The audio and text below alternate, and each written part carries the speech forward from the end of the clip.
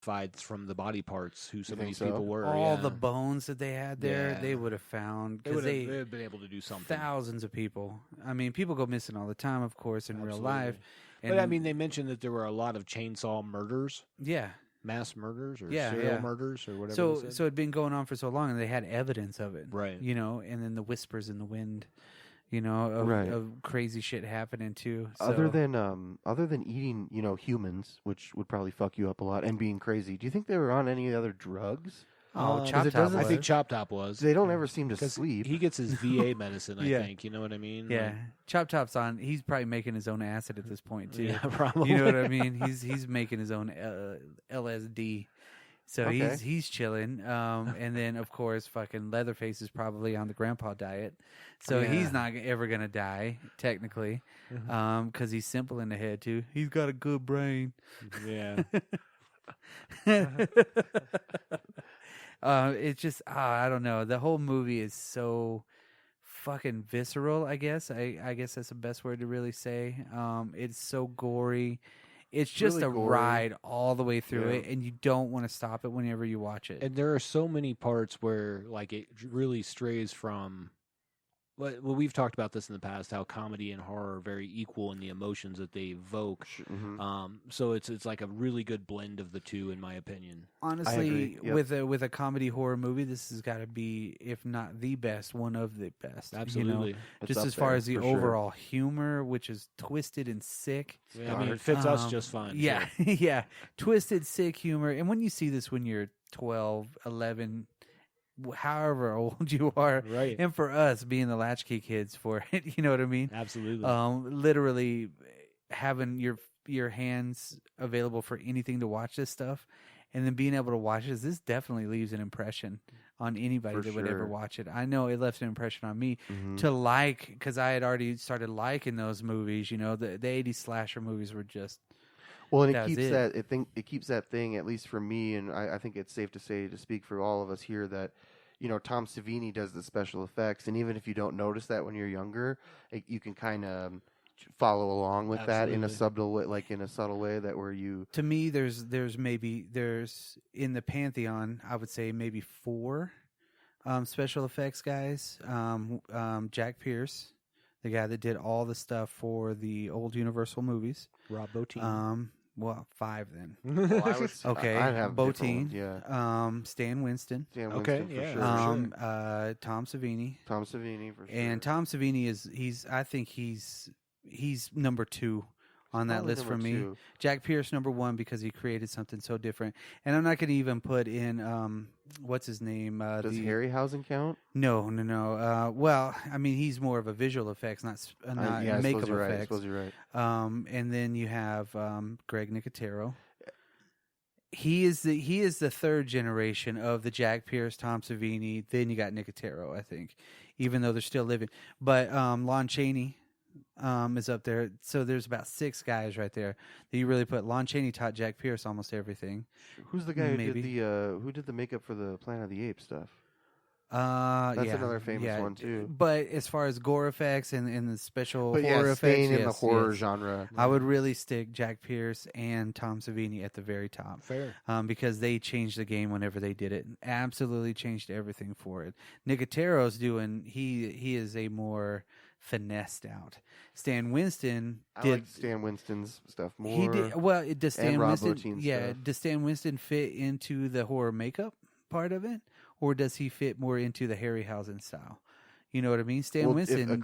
If they can put a creature like the Predator out there, I mean that's it's huge. makeup. Yeah, and Bottin too Sure. created the best horror effects in the 80s, 100%.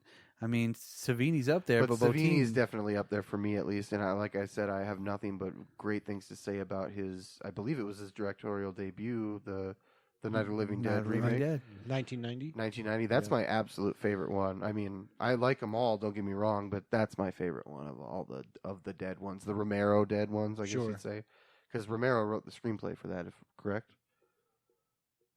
Anyway, Texas Chainsaw Massacre 2 is awesome, and Tom Savini, like we said, rules. I like the sets and stuff. The way it looks is a lot different than the first movie, like we had talked about at the beginning of the podcast.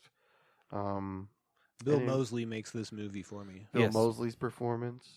There's a lot that goes into this movie, but I'd say that's kind of the apex for me. He just does such a great job as that character, a character that overshadows really the main antagonist from all the other Chainsaw movies, Texas Chainsaw Massacre movies.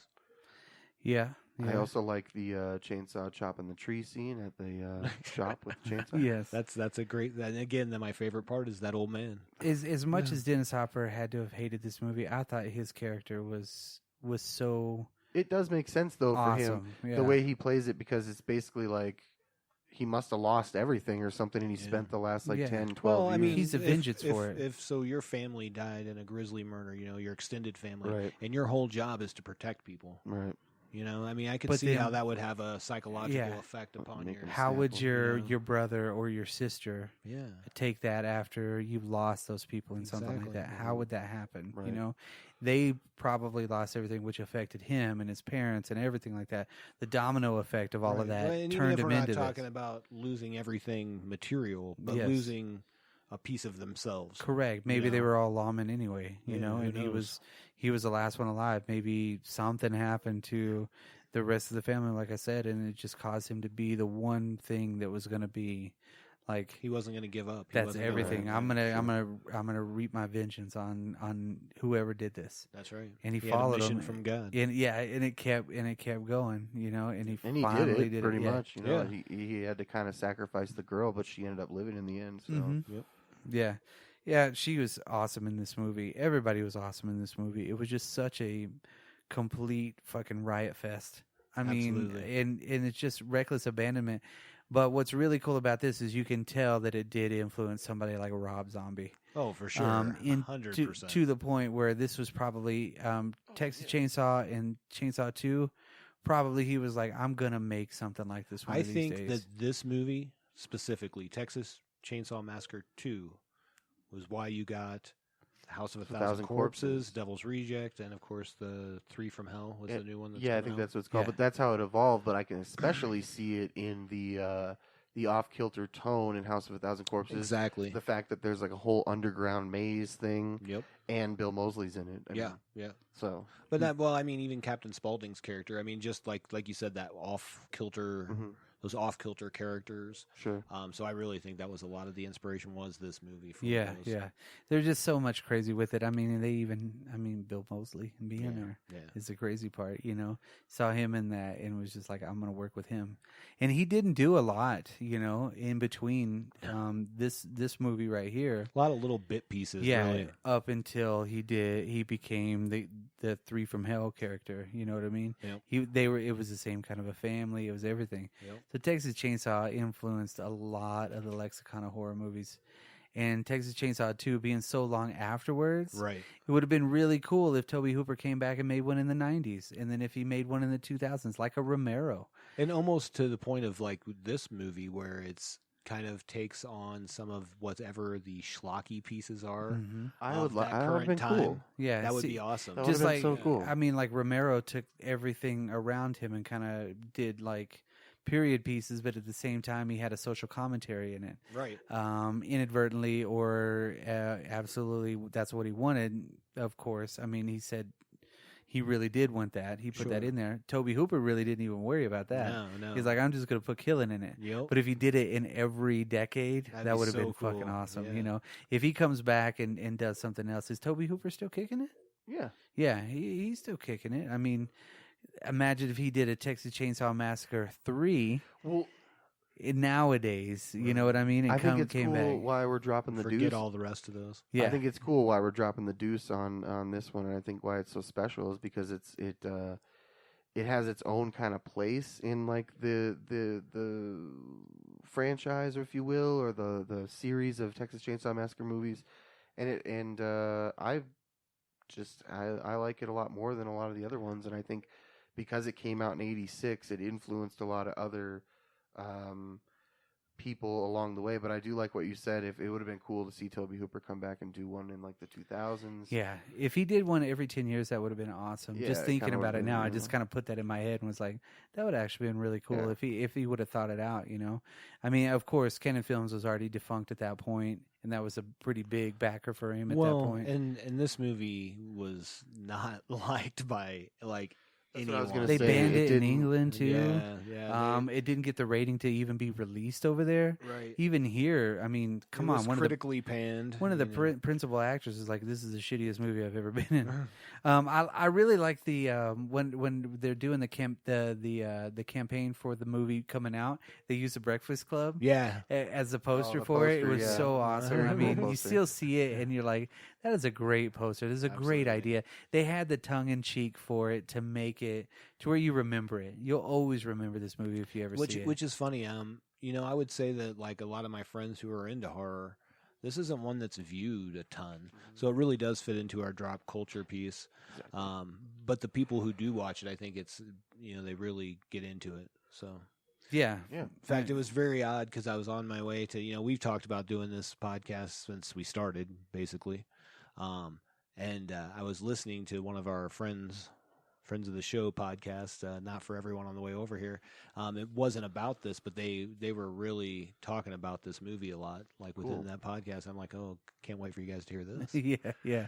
I mean, anybody that listens to our podcast must feel the same way we do about a lot of the movies that we already talk about, because we're all kind of birds of a feather in this way, because we all grew up in this time period. Either that, or I hope that we're giving them something to try out. Hey, something to check out. This is something that you may not have heard about. Right. And if you ever get a chance, I know they have a Blu-ray release of this one. I think Shout did one a couple of years ago, maybe. There's a gruesome edition from 2007. I know it's on DVD. I don't know if they put that on Blu-ray. I think they might have, but I would get that one because there's some deleted scenes in there that I haven't seen. Well, what's it? One of them was you were talking about Up All Night. Joe Bob Briggs was he in was it. in one of the deleted scenes. Don't they go shopping for meat at one point in And they one go of the to a deleted movie scenes? theater Yeah, and and they kill are a at bunch of people or something. Yeah, they're at a movie theater, and Joe Bob Briggs is in it. Really? Yeah. Wow. But yeah, I think that's available in that edition that you're talking about. There's a lot of things that you would like to see in an Ultimate, but as is, because it is a short movie too. It is like an hour and a half. Hour and Yeah, 30 you really minutes, get something through like it that. really fast, and it's like, oh my god, I think our podcast is already longer than the actual movie credits and all, which is cool. I mean, and to this day, to have people talking about it, making songs about it, just living with this movie. This movie existing in the world right now is actually really cool. Absolutely. I mean, it's just one of those movies that will never die. It'll always grow legs, and it'll always just get a little bit better. Year over year, because we're hitting how many years now? 32. This 33. would be it came out 'Cause August. math. Yeah, which we're of not math. good at. Yeah. As we know. We that's another one of those running jokes. 'Cause I suck at math. It's not a joke. It's for real. I got a problem. And it came out too. August 22nd of that year. So I mean, we just missed the anniversary of it. Right. Well, it's the day 30 that it years, came out. plus 3. So Yeah. Yeah. 33 years. 35th anniversary, they'll probably come out with something for it. yeah, maybe. It's hard to believe that the movie's been out that long, too. Yeah. It really is hard to believe because I just grown up with it my whole life. Shit, it came out, I was like 9 years old. So Yeah, I was gonna say you're older than 33, so it kind of makes sense. yeah, it makes sense. Yeah. But yeah, I don't know if anybody's got anything else to add, but I think that about wraps us we up. got everything we need to. Before we sign off, though, we are going to close out this show with the Annihilate song, The Insanity of Drayton Sawyer and His Hallucination of Love, brought on by the Texas Chainsaw Massacre Part 2. Nice. Sweet. Thank you, right. Annihilate, friends of the show. Friends of the show. Just enjoy this last little fade out on the track, and I wish I remember what she said Yeah. on her Watch- sign off for it. If you haven't seen Texas Chainsaw Massacre 2 by this point, watch it. Yeah.